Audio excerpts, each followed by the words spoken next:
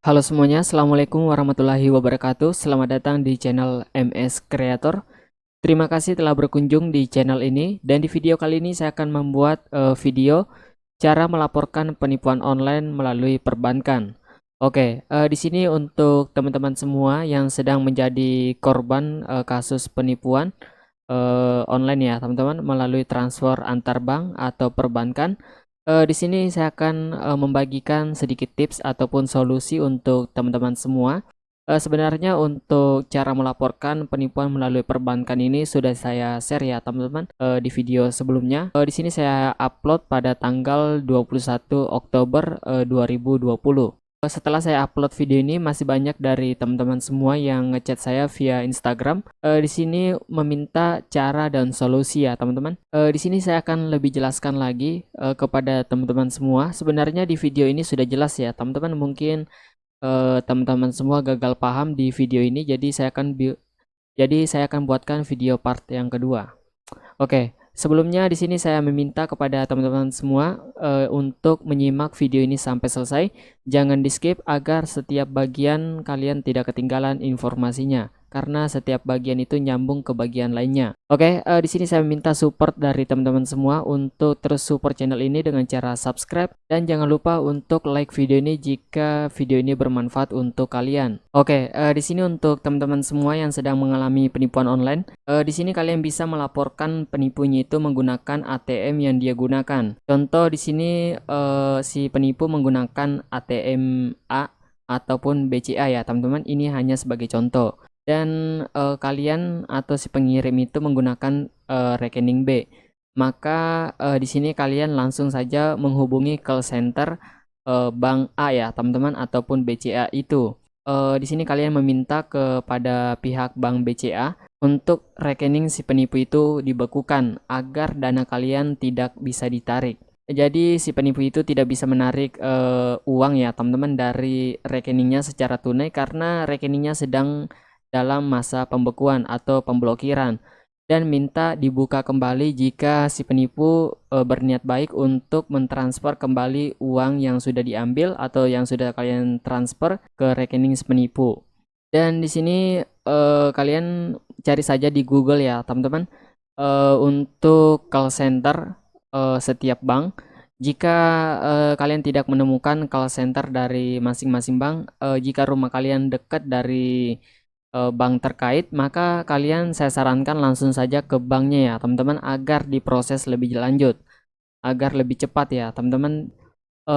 Di sini saya sarankan kalian pergi ke pusat bank terdekat dari bank terkait yang sedang ingin diproses ya teman-teman. Contoh jika si penipu menggunakan bank BCA, maka kalian pergi ke pusat bank BCA terdekat dari lokasi kalian. Jika pusat bank terkait itu jauh dari rumah kalian, kalian bisa ke cabang ya teman-teman untuk melaporkan. Kalian pergi saja, kalian pergi saja dan bilang kalau saya sedang mengalami korban penipuan online dan saya ingin meminta untuk rekening si nasabah atau si penipu itu untuk dibekukan untuk sementara waktu sampai si penipu itu berniat baik untuk mengembalikan uang yang sudah saya transfer ke rekening saya. Dan nanti pihak bank akan meminta data-data diri kalian ya teman-teman seperti KTP ataupun ATM kalian, nomor rekening dan lain-lain.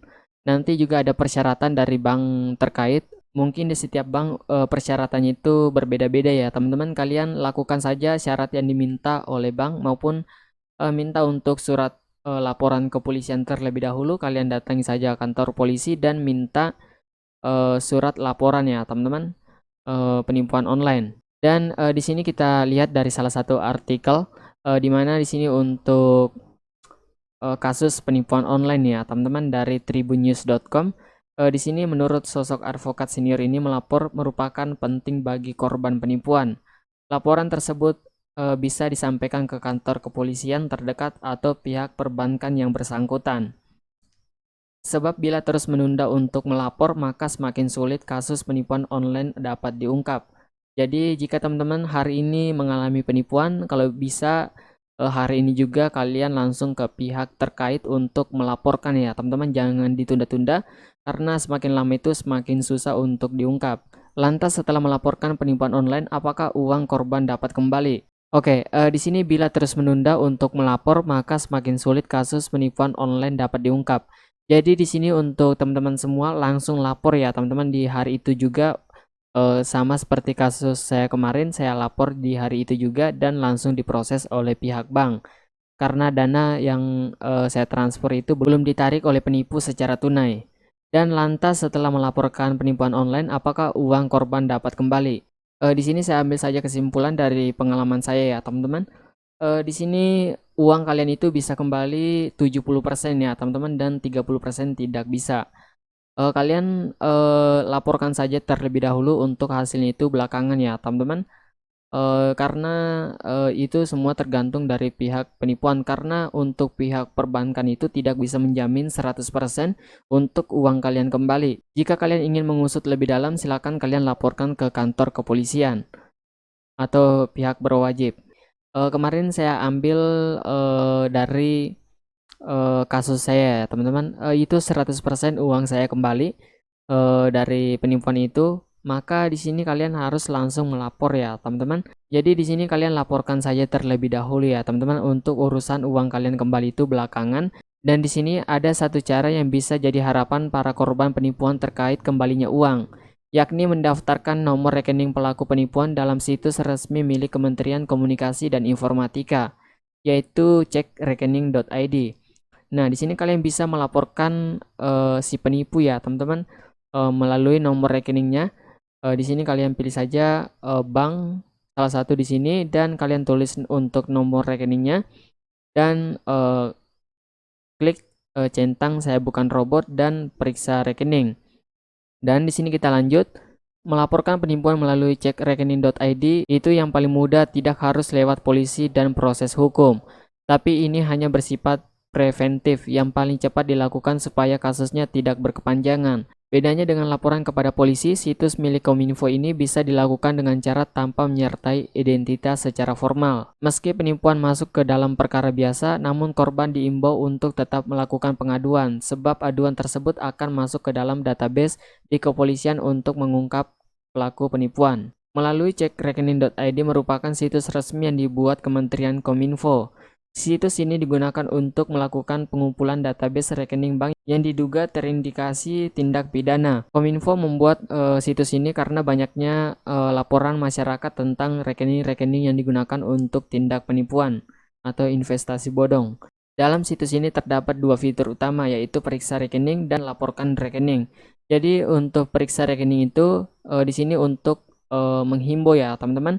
Jadi sebelum kalian melakukan transfer untuk orang yang kalian tidak kenal ataupun baru ya teman-teman, di sini kalian bisa periksa rekening. Contoh adalah penjual online. Nah, di sini kalian bisa cek rekening si penjual online itu melalui cekrekening.id. Kalian periksa rekeningnya apakah rekeningnya itu kalian cek rekeningnya apakah rekening yang digunakan si penjual online itu bebas dari laporan penipuan. Dan untuk laporkan rekening jika kalian sudah terkena penipuan ya teman-teman, atau sudah tertipu oleh pihak penjual. Nah, di sini kalian bisa laporkan rekening setelah kalian masuk lebih lanjut ya. Kalian ikuti saja langkah-langkahnya untuk melaporkan rekening si penipu itu. Kemudian pelaporan offline dapat dilakukan dengan datang langsung ke call center dengan membawa salinan bukti dugaan tindak pidana. Jadi untuk bukti transfer ke bank itu jangan sampai hilang ya teman-teman. Jangan sampai hilang untuk bukti transfer kalian. Jadi kalian datang saja untuk pihak bank terkait untuk melaporkan penipuan itu. Oke, hanya seperti itu informasi yang bisa saya sampaikan kepada teman-teman semua. Jika kalian merasa video ini bermanfaat, silakan like video ini dan jika masih banyak kekurangan mohon dimaafkan karena di sini saya bagikan informasi hanya sesuai dengan pengalaman yang saya alami. Oke, terima kasih. Sekian dari video ini. Wassalamualaikum warahmatullahi wabarakatuh.